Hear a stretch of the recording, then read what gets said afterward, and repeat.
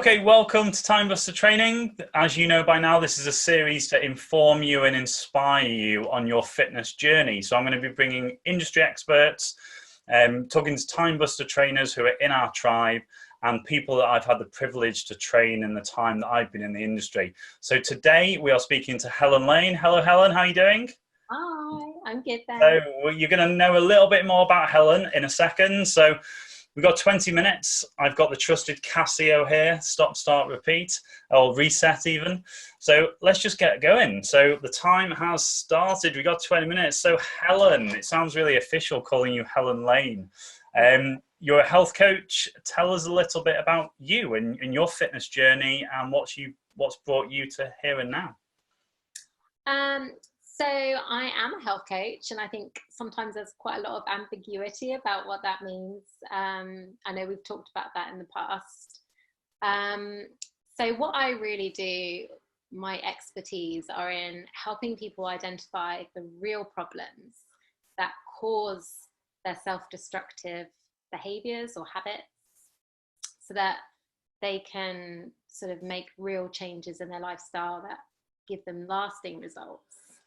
As opposed to sort of the diet mentality where trying to fix things at surface level when it doesn't really generally work out very well. Mostly I work with people who want to lose weight, who struggle with things like emotional eating or comfort eating or overeating. Yeah, so that's predominantly what I do. Yeah. So tell us about what's your... I like to get into, it's quite interesting when you speak to people who are in the industry.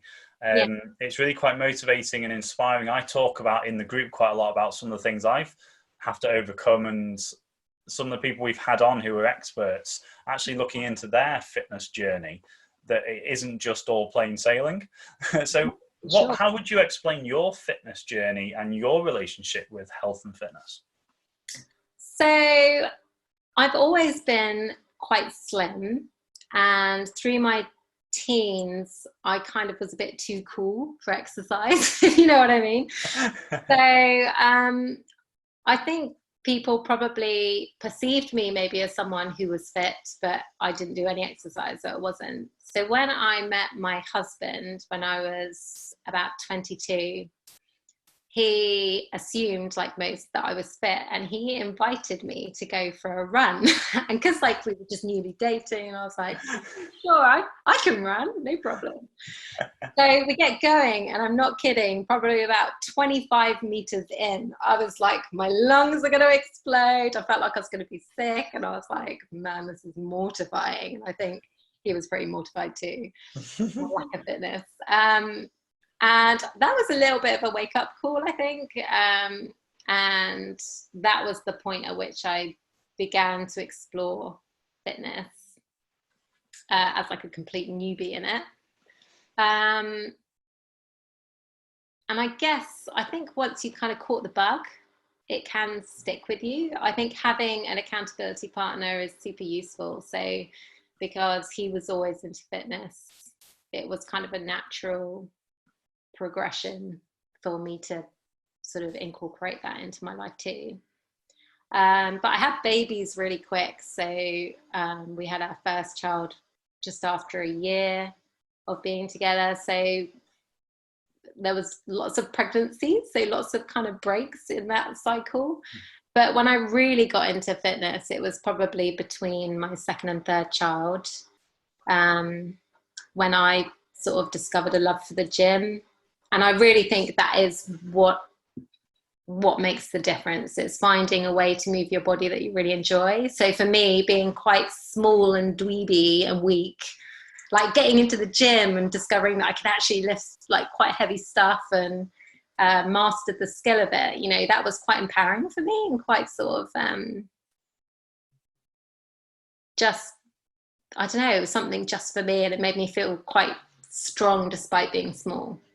Yeah. What was that trigger did you try other things? Did you come across that as like your first thing that you fell in love with? Or how did you make that transition into using in the gym and lifting and having that passion? Well, I joined a gym much earlier on than that.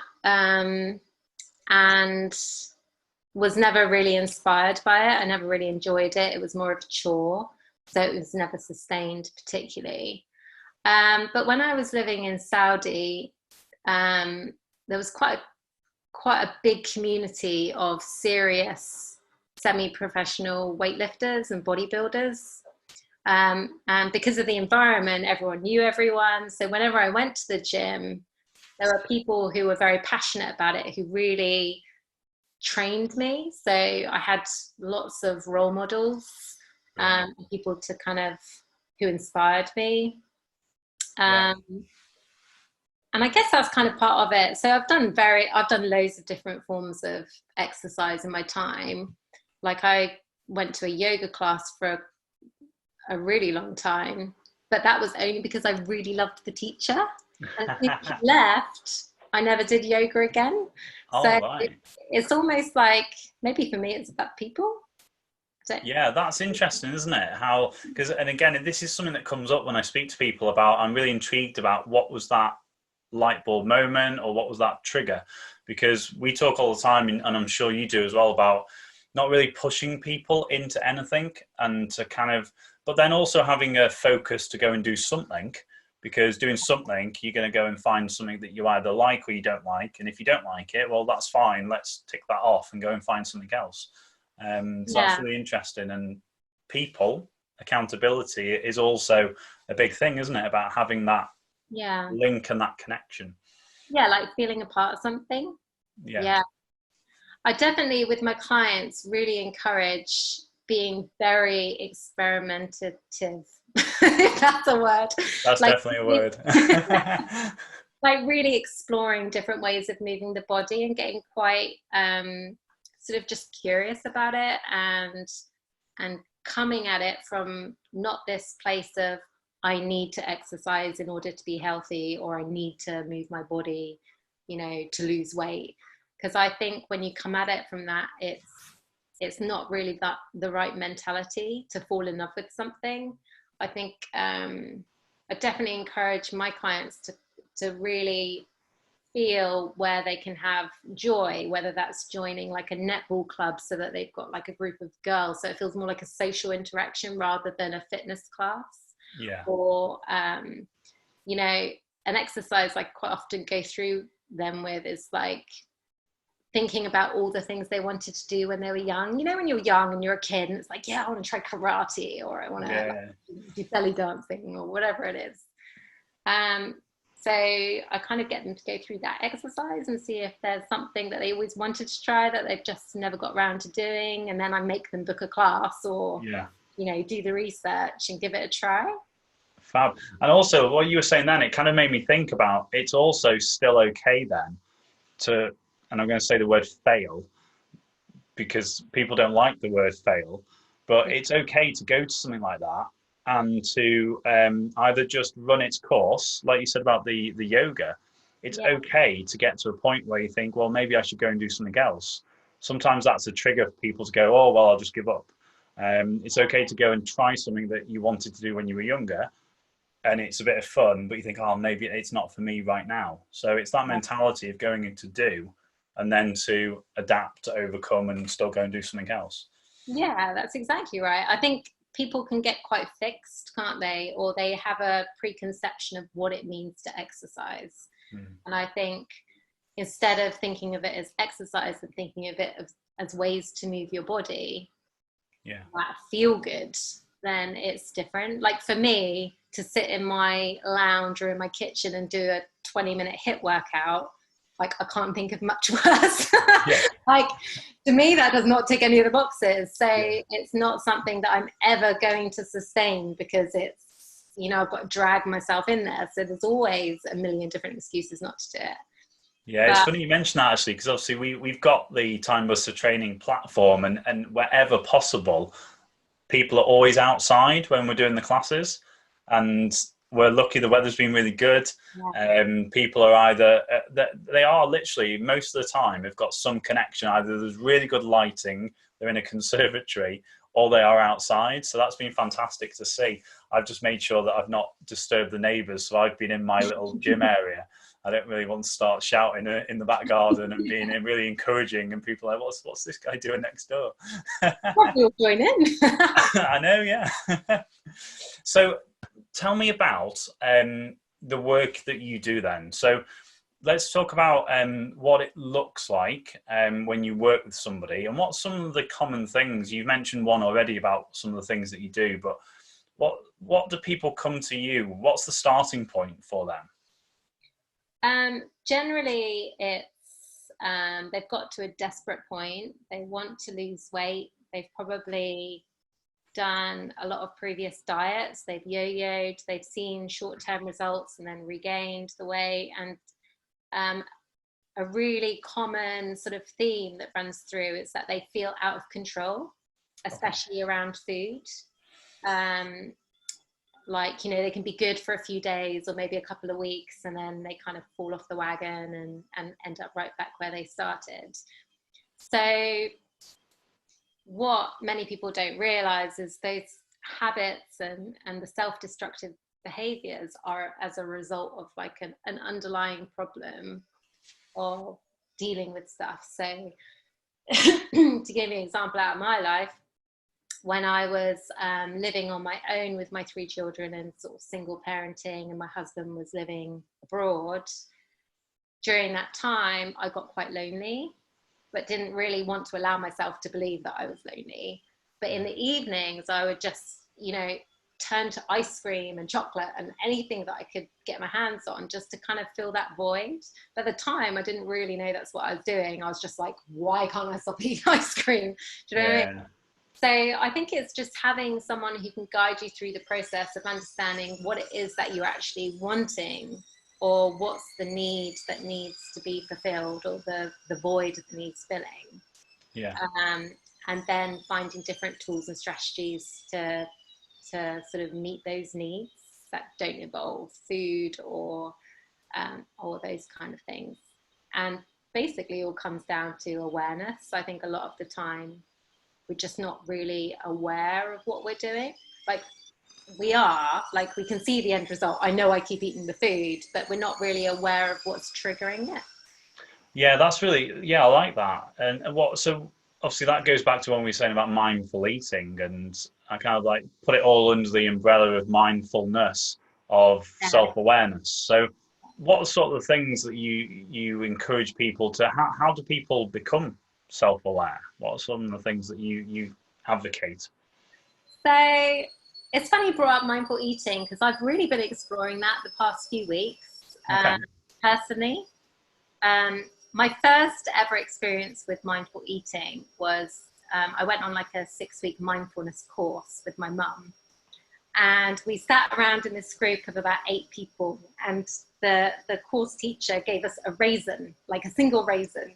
And we all Okay. sat there with this like lonely, wrinkly raisin on the palm of our hand, and we were sitting there, and we just had to really look at the raisin. And it's really funny because after I'd been looking at this raisin for a couple of minutes, I was like, I really don't want to eat that because it looks really weird, right? When you stare at something for long enough, it just doesn't look like the thing that it does. Anyway, so, and then, you know, we then smelt it and then we ate it, and it tasted different to any raisin I'd had before. And it made me realize the power of actually being engaged in the process. So something I'll quite often get my clients to do is say, you know, if there's something that they really love that they find difficult to control around eating, some like chocolate is a massive one. Yeah, and it's so delicious, of course it is. But if you eat like a few squares of Cadbury's chocolate mindfully, like you look at it, you smell it, and then you really like notice the flavors, the textures, the feel of it in your mouth, like that makes it so much more delicious. And interestingly, then the level of satisfaction from eating it goes up to the point where you don't need so much to satisfy that like want for pleasure. Interesting. So it's that quality over quantity Yeah, and it again, becomes isn't it? like you really enjoy eating it rather than like scoffing it in as quick as you can because you feel like you shouldn't be eating it. So it's Yeah. a really different experience. And generally, if you're eating something like that mindfully, it's very difficult to overeat it. It's really interesting. It begins to taste a bit too sweet and a little bit too rich, and then it's, you know, enough comes a lot quicker.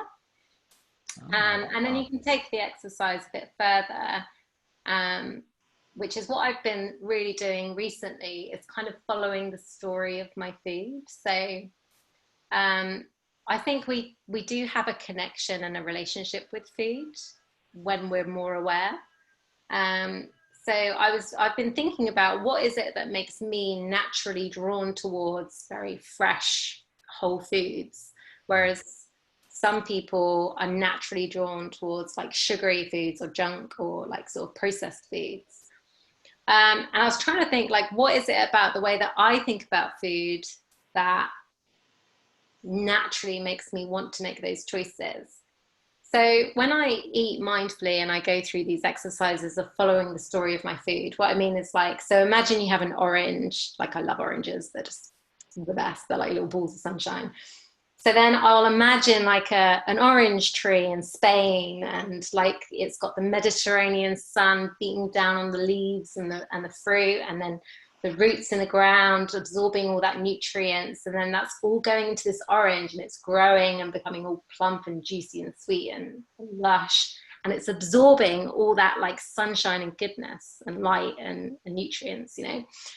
And then I imagine the journey it must go on, like onto the lorries and the aircraft and then to the supermarket. And then there's me picking this orange. Now it's on my table, and it's like I can follow the journey of that fruit. Yeah. And then when I'm eating it and I, you know, it's going into my body, I imagine that like all that sunlight and that nutrients and all that goodness is coming into my body. And that is what is making my cells. I am like, the food is becoming me. And I think when you feel that way about food, it is such an amazing way to eat, and it tastes better as well. For sure. I can imagine. I can imagine people are like, I need to go and get an orange right now. Give me an orange. Yeah. And they do, and it just tastes so much better. And I think when you begin to have that kind of relationship with your food, then there's a natural disconnect that then comes with foods that have to go through such big processes to become that final end product. Yeah. So the washing machine's finished. It's now So, you know, for me, like when I'm eating, and this isn't to say I wouldn't suggest or lie to anyone and pretend to be someone who eats that way all the time. I don't. Last night I had a Domino's pizza and I thoroughly enjoyed it. But it's about, you know, like when I have food like that, there is that slight disconnect. So then it is not really like my natural choice. It's not something I'm as drawn to, because for me, food is what is becoming my body. And then I think about like, what do I want my body to be made up of? Do you know what I mean? Like, I love the idea of being made up of sunshine and like, and it's not demonizing food as well. That's one of the things that comes up quite a lot about having, and again you mentioned it, having a relationship and being mindful with your food, and like you've just talked, then you become more aware and you're more in control of your choices, and you're making conscious decisions. Yeah, and but it goes beyond that, because it becomes ingrained as to who you are after a while. So it's not even like a decision process. It's just you're naturally inclined. It's just who you are and what you do. And I think once you get to that point, you kind of, it's plain sailing to the end result that you want for most people. Yeah, it builds into consistency then, doesn't it? Into your habits. And yeah, exactly. Awesome. You have to have that awareness to begin with. Yeah, so I can't believe it. We've only got a minute and a half left. Have you got anything that is kind of like, this is another thing that I just tell everybody? Awareness is your best friend. It's the best place to start, and it will follow you through. I think most of the time we live automatically and we think automatically, and habits are just automatic. So if we want to make real change, we've got to sort of switch on, get into the driver's seat rather than the passenger seat, you know, take charge of our life. So is there anything that, so going back to you, how do you just quickly do that? Are there any triggers? Are these triggers and the accountability, what do you use as mechanisms? Well, because I'm a health coach, health and fitness and food and all that is like right at the very top of my priority sort of chain. So I place so much value on it that, you know, it's always a part of every moment of my life in a way. And I think that's a bit different from the average person. Um, but it is just, it's kind of just having that certainty that you are 100% responsible for your own life and your outcomes, and you can choose at any moment who you want to be, how you want to live, where you want to go. Oh, is that the Oh, my new little. I've added a timer to my Casio watch because quite a lot of the time we went over the 20 minutes. So because it's great, and the 20 minutes is fantastic because people can listen to this in bite sizes. But we might have to get you on again at some point in the future. So Helen, thank you so much for your time. Oh, you're so welcome. Thank you for sharing your story and your knowledge. It's been fantastic. I'm going to probably go and buy some oranges now. So I'm going to put Helen's information in the comments below. So if you want to go and check her out, do so. So thank you again. If you want to subscribe to our channel, make sure you hit subscribe on our YouTube channel and make sure you follow us on your podcast provider. So thank you again, and we'll see you all next week, guys. Take care. Bye.